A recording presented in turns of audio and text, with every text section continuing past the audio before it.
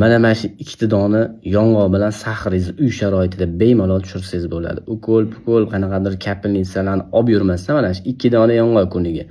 Buni endi nima qilasizlar? Ya'ni buni chaqib maydalaysizlar. Mayda bo'lib ketishi shart emas. 4-5 ga bo'lagiga bo'lasizlar bitta donasini.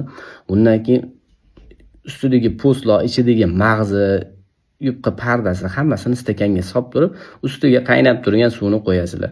Bu ishni kechqurun qilasizlar, ertalabgacha endi bu evib ichidagilar chiqadi, mazasi chiqadi. Undan keyin saharni quvlab tutib shunaqa qiladigan narsa bo'ladi. Xo'p.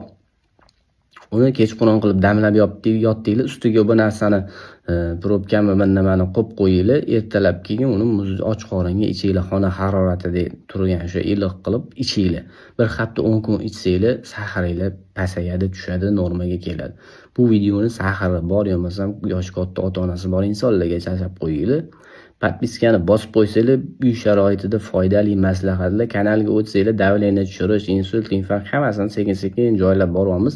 Uy sharoitida tabiiy o'zinglar qiladigan, ozolmayotgan insonlar bo'lsa, unga ham qilib qo'yganmiz.